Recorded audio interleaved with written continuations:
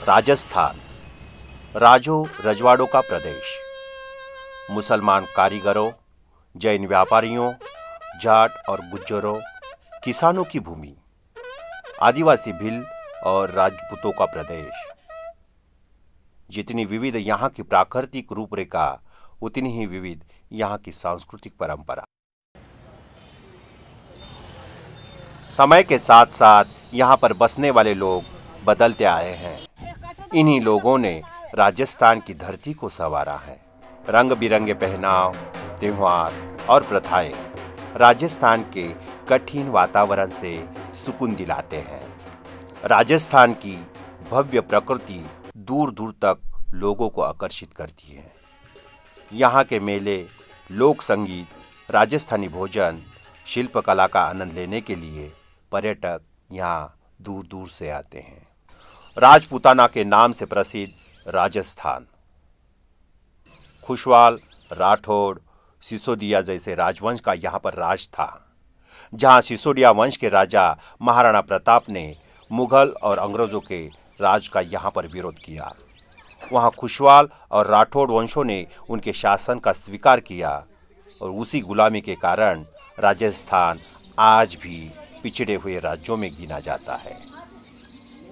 जमींदारी, जातीयवाद, पुरुष प्रधान संस्कृति यहाँ के गांव में रोजमर्रा की जिंदगी की सच्चाई है।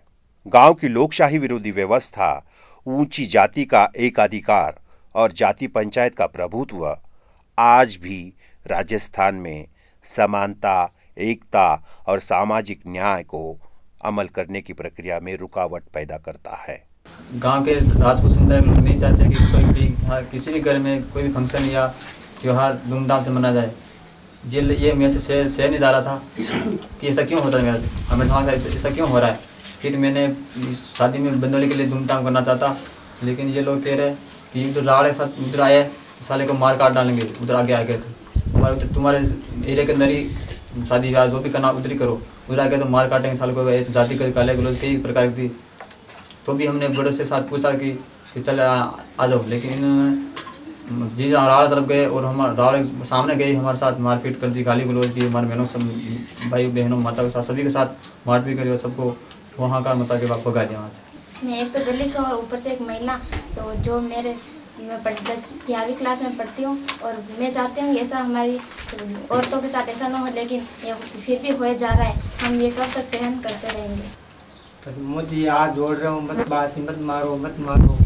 प्रगति की तरफ बढ़ाया हुआ कोई भी एक छोटा सा कदम ऊंची जाति के लोगों के आंखों में नहीं भाता है और अक्सर हिंसा का रूप लेता है। हम लोगों ने उस कुएं को 10 हाथ घेरा कर दिया और उन लोगों ने ये सोचा कि हम लोग जा करके अभी इसको भर देंगे तो उसको थोड़ा खर्चा ही लगेगा, इसलिए इनको घेरा करने दो। तो साहब हम जैसे 10 हाथ कुआ हमने बनाया मेहनत करके, नीची जाति के होने के नाते, और गांव के 300 आदमी गए और जाकर के उस कुएं में एक वड़ला वृक्ष जो होता है, बट वृक्ष कहते हैं जिसको, उसको काट करके ला करके उस कुएं में लगा दिया और मेरे कुएं को सारे को मिट्टी से वापिस भर दिया। जून 2009 की घटना है। इनके पास अच्छी ज़मीन, इनका स्टेटस बढ़ रहा है, इसलिए उच्च स्वर्ण वर्गों ने इसलिए गांव से बाहर निकाला है कि केवल इनका स्टैंडर्ड बढ़ने के कारण इनको गांव से बाहर निकाल दिया है। तो दलित अत्याचार की घटना के कारण, दलित होने के कारण इनको गांव से बाहर निकाला। इस कारण से इनमें अभी भी दहशत है और पिछले 3 मास से ये सोपराम रह रहे हैं। राजस्थान राज्य हिंदू धर्म और ब्राह्मणवाद से प्रभावित हुआ है, जहाँ दलित समाज पवित्रता, अपवित्रता, अछूत, शाकाहारी संकल्पना से जुटा हुआ है। जातीयवाद मानवीय जीवन को सभी अंगों से और दिलो दिमाग में भी भरा है। डॉक्टर बाबा साहब अम्बेडकर जी के विचार प्रणाली से प्रेरित होकर बहवर जी जैसे कार्यकर्ता समाज में बदलाव लाने के लिए काम कर रहे हैं और उसी के साथ डॉक्टर बाबा साहब अम्बेडकर की विचार प्रणाली भी पूरे राज्य में फैला रहे हैं। इस विचारों के साथ लोग अपने अधिकार और गरिमापूर्ण जीवन के लिए संगठित होकर संघर्ष जारी रख रहे हैं। आरएसएस के कार्यकर्ता बनकर भंवर जी ने अपने सामाजिक कार्य की शुरुआत तो की थी, लेकिन काम करते वक्त उनको आरएसएस द्वारा व्यक्तिगत भेदभाव का एहसास हुआ, जिसको वह जल्दी समझ नहीं पाए। 1987 से लगा के 1992 तक कि 5 सालों तक मैंने उनके साथ गुजारा और इस दरमियान में मैं उनकी ऑफिसर्स ट्रेनिंग में गया। मैं उनके कार्यालय का प्रमुख रहा और कार सेवा, पहली जो कार सेवा हुई 91 की, उसमें भी मैंने हिस्सा लिया। लेकिन वहाँ मैं महसूस करता था कि वहाँ जाति में वर्णों की स्थिति को मानते हैं और पक्के मनोवादी लोग हैं। बात सामाजिक समरसता की करते हैं लेकिन सामाजिक समरसता में उनका कोई विश्वास नहीं है। और हालत ये है कि मैं 5 साल तक उनके साथ रहा, उनका काम किया, उसके बावजूद उन्होंने मेरे अपने ही साथ अनटचेबिलिटी एक्सेस की और मेरा उनके साथ जो अनुभव है वो बहुत भयानक सा अनुभव है। पर अंततः फिर मैंने उन लोगों को छोड़ दिया और उनके साथ सवाल उठाना शुरू किए कि आपके हिंदू राष्ट्र में दलितों की क्या स्थिति होगी। अंत में उनका और हमारा बिल्कुल भी नहीं बना और आज मैं उनसे बहुत सालों से बाहर। राष्ट्रीय स्वयंसेवक संघ के हैं, यही आज देश में इस प्रकार का सबको एक सूत्र बंधन कार्य कर रहा है, बहुत अच्छे है। अगर अयोध्या का मंदिर टूटा तो बहुत सारे दलित उस मंदिर को तोड़ने में गए हैं, इस्तेमाल हुए। गुजरात में दंगे हुए हैं तो उसमें राजस्थान के बहुत सारे दलितों को इस्तेमाल किया गया। वो ठीक है, वो शायद रिकॉर्डेड नहीं होगा, पर जो लोग गए, हम क्योंकि जिस इलाके में मैं राजस्थान में हूँ पिछले 25 साल से, तो हम जानते हैं किस इलाके से लोग गए हैं, क्या गए हैं। कोई कहेगा नहीं कि हम गए वहाँ, पर हमें मालूम है, और हमें मालूम है कि अयोध्या में लोग यहाँ से गए हैं कई गाँवों से। और वो जो पैसे वाले लोग थे उन्होंने कहा कि आप अयोध्या चलो घूम के आएंगे, लोगों को इसलिए ले गए यहाँ से। और वहाँ जाने के बाद उन्हें भी नहीं मालूम था, तो उन्हें खुद भी नहीं मालूम था कि हमसे क्या कराएंगे ये करके। लोग तो ले गए कि चलो दर्शन, भगवान के दर्शन करा लाएंगे। भावर जी अप्रैल 2001 में मजदूर किसान शक्ति संगठन यानी MKSS में शामिल हुए। इंस्पायर्ड बाय MKSS है, मजदूर किसान शक्ति संगठन जो राजस्थान में एक जन आंदोलन है, उससे हम जुड़े हुए थे और उसी दरमियान हमने दलितों के मुद्दे उठाना शुरू किए। मेरे लिए तो भावर मेरा बेटा है या मेरा साथी है, जैसे भी आप बोलें, इसलिए भावर को अलग करके सोचने के लिए MKSS के अंदर इतनी ज़रूरत नहीं है, क्योंकि वो मैं उसको इस तरीके से सोचूंगी कि वो बुद्धिजीवी है, दलित भी है, मगर मेनली मेरे लिए तो एक बहुत शानदार एक्टिविस्ट है। वो एक बुद्धिजीवी है, इतने जवान उम्र में नेतृत्व के लक्षण हैं और उसमें एक समझ है, परिपक्व समझ, राजनीतिक परिपक्व समझ। उसको मैं नेता के रूप में देखती हूँ, मैं दलित नेता के रूप में नहीं देखती हूँ, उसको मैं समाज के एक नेता के रूप में देखती हूँ। दलित, आदिवासी और घुमंतु तीनों वर्ग इस अभियान का हिस्सा थे, इसलिए इसका नाम दलित आदिवासी एवं घुमंतु अधिकार अभियान बना और उसका जो शॉर्ट फॉर्म है DAGAR, डगर। और डगर का एक मायने होता है कोई एक रास्ता, कोई एक नई राह। हिंदुत्व में नीचे जात के लोगों को मंदिर प्रवेश करना निषिद्ध माना जाता है। अगर निचले जात वाले दूसरे धर्म में भी प्रवेश करते हैं तभी उन्हें जोर जबरदस्ती हिंदुत्व में शामिल किया जाता है और इसी कारण नीचे जात वाले लोग गुलाम बनकर रह गए हैं। आज जहाँ जिस व्यक्ति ने समाज की सेवा कर रहे हैं उनका अछूत मान करके अपन छोड़ देते हैं, तो इसलिए समाज टूटता है। उन मनोबल टूटने से वो धर्मांतरण कर लेते हैं, ईसाई बन जाते हैं, इस्लाम को स्वीकार कर लेते हैं। इसलिए हिंदू धर्म कम होते जाएगा, फिर ईसाई तो विदेशी लोग ना ज़्यादा बुलंद हो जाएंगे। इस्लाम स्वीकार कर लेते उस समय हम लोगों ने उनको सब शुद्धिकरण किए, गंगा जल देकर पवित्र कर पुनः अपने हिंदू धर्म में लाए। हाँ, राम मंदिर नहीं तोड़े, बाबर के ढांचा थे जो अच्छा है, वो तो देश के गुलामी थे, वो मिट गया। अच्छा हो जमीन न होने के कारण आज भी घुमंतु समाज जगह जगह स्थलांतर करता है। कालबेलिया समाज है, हम लोगों के पास एक्चुअली में क्या है, रोजगार नहीं है, रहने के लिए घर नहीं है, जमीन नहीं है, और ये जो वेशभूषा रखते हैं वो इसलिए वेशभूषा रखते हैं कि हम भिक्षावर्ती करते हैं। इससे क्या है, हम कभी भी हमारे रहने के लिए जमीन नहीं, वहाँ हम डेरा डालते हैं, तो जैसे ही कोई गांव के पास हम डेरा डालते हैं, 10 दिन 5 दिन रहते हैं, तो गांव के लोगों को वो होता है कि क्या पता दूर से कहीं से आके पड़े हैं, क्या पता ये कालबेलिया लोग है, हमारी कॉमेटी हमारे को कालबेलिया करते हैं। तो कालबेलिया लोग क्या एक नाम बदनाम लोग है, वरना हम लोग करते नहीं है। अभी तो कोई रिकॉर्ड भी नहीं कि कालबेलिया कुछ करते हैं। छुआछूत इस तरह की होती है कि जैसे कोई हमारे को, हम उनके घर पे चले जाते हैं तो हम नहीं तो उसकी OTP नहीं बैठने देते हैं, और नहीं उनका जो पानी चाय पीने का जो कप गिलास होता है हमको देते नहीं है। हमारे को अलग ही कप गिलास कहीं रखते हैं, ताक में अलग रखते हैं कि भाई रतननाथ जी आने वाले, रतननाथ जी के लिए एक कप अलग रख लो कहने का मतलब, तो वो कप पहले ही पर्सनली देता है कप। ये घुमंतु समुदाय है राजस्थान का, जो घूमते फिरने वाले लोग हैं, और इसमें से प्रमुख जाति है सिकलीगर जाति है। इनका मुख्य धंधा होता है ये जो धारदार औजार होते हैं उनको धार का काम करते हैं। अटै क्यों आए हो? धंधो करवा, मेरे गांव में पानी नहीं पड़े बारे अतरे अठे धंधो साले फिर 2-3 दिन रहने दूसरा काम। महिलाएं इस तरह का काम करती है जो आप देख रहे हैं, ये छबड़ियाँ और इस तरह का काम करने के लिए। बच्चे पढ़ने जावे? नहीं जा बच्चा कहाँ पढ़ा है? इसलिए इनकी कह रहे हैं कि हमारी यदि ऐसी व्यवस्था हो जाए तो हम अपने बच्चों को पढ़ा सकते हैं। तो इनके बच्चों के लिए कुछ हॉस्टल फैसिलिटी की मांग कर सकते हैं सरकार से कि इनके बच्चों को एजुकेशन दी जाए, क्योंकि ये माइग्रेशन पे जाते रहते हैं।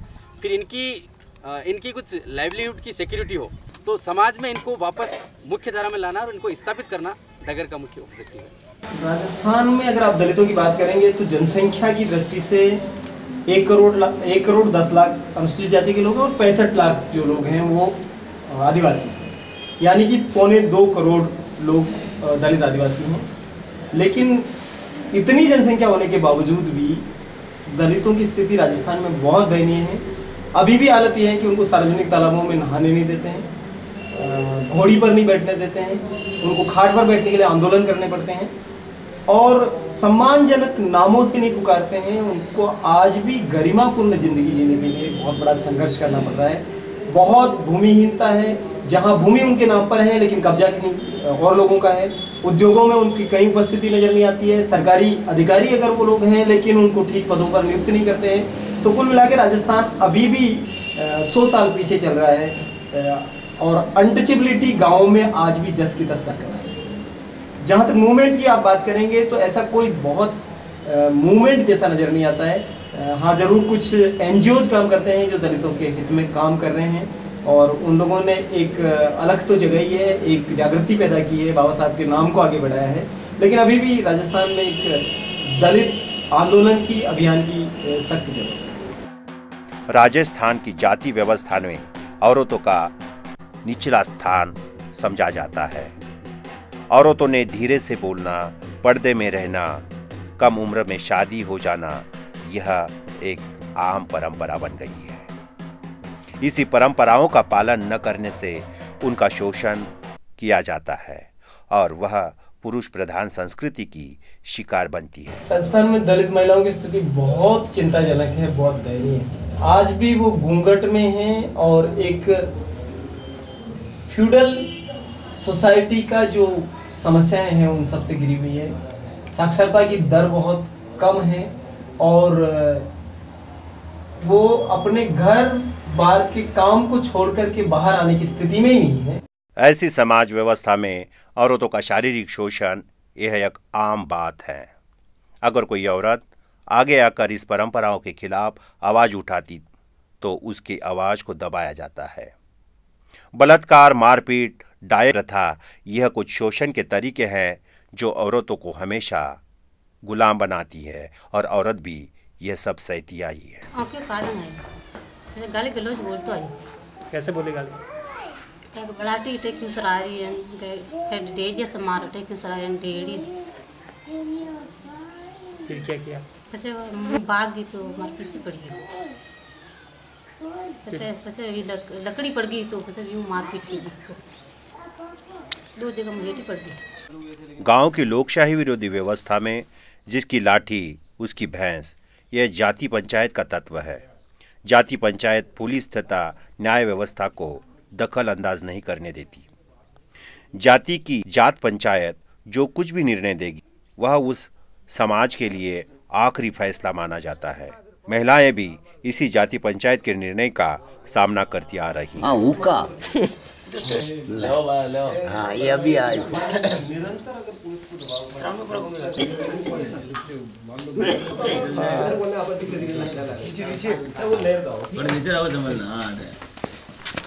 ऐसी ही जाति पंचायत की एक शिकार हुई है लादी। मेरे ससुराल वालों के कहने के अनुसार कि हम ट्रेनिंग कराएंगे और हम बढ़ाएंगे, तो मैं उनके घर से वहाँ से आने जाने लगी जब से मेरी ट्रेनिंग शुरू हुई। और जब उनको ये पता लग गया कि ये गर्भवती है तो उसके बाद में उसके साथ में ये सब नाटक शुरू कर दिए थे। उनको पता चला कि अब ये गर्भवती है, तब से उन्होंने मेरी ट्रेनिंग छुड़ाने की कोशिश की और मेरे साथ मारपीट करने लगे। मैंने मना कर दिया कि मैं ससुराल नहीं जाऊंगी, तो मेरे पापा ने एक रात गोद भराई की रस्म के लिए भेजा तो मेरे ससुराल वालों ने आगे वैन खड़ी कर दी और मेरे घर वालों से कहने लगे कि आपकी बेटी को आओ और ले जाओ, हमारे नहीं चाहिए, और मुझे हाथ पकड़ पकड़ के बाहर निकालते। जब मेरे घर वाले आए वहाँ तो उनके साथ भी मारपीट की, लड़ाई की कि आपकी बेटी को ले जाओ, हमें नहीं चाहिए, और मेरे को हाथ पकड़ के और रात की 12 बजे घर से बाहर निकाल दिया।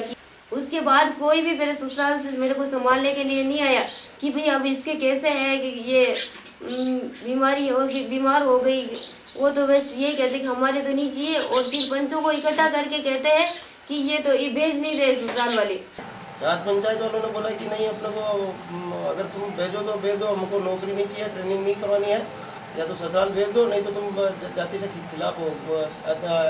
खिलाफ का आवाज़ देके वो निकल गए। तुम जाति खिलाफ हो और तुम्हारा हुक्का पानी सब माफ है, तुम चाय पानी, तुम्हारे घर कोई नहीं आ सकता, कोई नहीं जा सकता, अगर जो भी तुम्हारे घर आएंगे उनको 5000 रुपये जुर्माना होगा।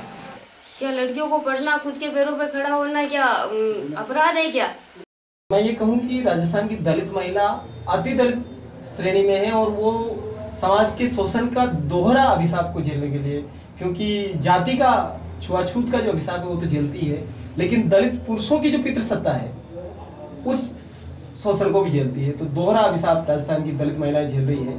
इसके बावजूद भी हमारे आंदोलन में जगह जगह पर दलित महिलाएं आई हैं, और उन्होंने आकर के बहुत हिम्मत और निर्भीकता के साथ अपने उपस्थिति को दर्ज कराया। और मैं कहना चाहता हूं कि राजस्थान की जो अनपढ़ दलित महिलाएं हैं वो इस आंदोलन के महत्व को समझ रही है, और वो निर्भीकता के साथ बाहर आ रही है, और वो ये समझ रही है कि अगर उन्होंने ये लड़ाई को नहीं लड़ा तो हो सकता है कि आने वाले समाज में आने वाली जो लड़कियां हैं वो बहुत दिक्कत में रहेगी। इसलिए दलित महिलाएं आ तो रही है, लेकिन अभी हम संतुष्ट नहीं है, क्योंकि बहुत कम है उनका पार्टिसिपेशन, बहुत ही छोटा सा। बच्चे असमानता के, अशिक्षा के, जमींदारी के और पुरुष प्रधान संस्कृति के शिकार हुए हैं। आज भी स्कूलों में बच्चों में जाति के आधार पर भेदभाव किया जाता है। तहसीलदार, एसडीओ, पटवारी और सचिव हमारे गांव में आए थे गांव की सिचुएशन देखने के लिए। दूसरे गांव में आंगनवाड़ी बन रही थी तो हमारे गांव का सिचुएशन देखने के लिए उन्होंने पूरे गांव की सिचुएशन देखी और मैंने सही स्थिति बताई। एक तो स्कूल के बारे में बताई, जो एक सुभाष सिंह नाम करके एक लड़के को, खुद के लड़के को पढ़ा था, बाकी बच्चों को नहीं पढ़ाता। बोले कि तुम्हारे बच्चे मतलब SC ST के, तुम नहीं जाते हो, तुम्हारे बच्चों को नहीं पढ़ाते हैं। ये एक लड़के को लेके उसकी पत्नी और वो साथ में रहते थे कई सालों से, ये लोकेशन बताया। और फिर हैंडपम्प जो गांव के इस तरह से आबादी वहाँ नहीं लगे, बाहर लगे हुए थे, तो उनको मतलब सही लोकेशन बताया। फिर वो चले गए। जाते ही एक बवर सिंह ASI है, उसने मेरी कॉलर पकड़ दी यहाँ से, और साले डेढ़ जानता है, डेढ़ साले को ज़मीन में उतार दिया। मेरे जानता है हम तेरा बाप का क्या है, मतलब हमारे बाप दादाओं की जगह, और हम यहाँ मतलब चाहे जैसे करे, तू होता कौन है मना करने वाला और सही बताने वाला। उसने मेरे को पकड़ लिया, मैं वो जोर ज़बरदस्त उसको छुड़ाने से भगने लगा, तो कन्वर सिंह रावत है जो, उसने जूता निकाला और जूता लेके पीछे भगने लगा। फिर उसके बाद में उसके लड़के खजान सिंह, परवेन सिंह और राजू सिंह, कन्वन सिंह, जीवन सिंह, ये सब लोग पीछे भगे। जीवन सिंह के हाथ में एक मफलर था, मफलर लेके उसने गले के अंदर लगा के फांसी लगाने का प्रयास किया। तब से मैं थोड़ा नीचे होके मतलब भगा, और फिर भगते हुए मतलब भंवर जी जो हमारे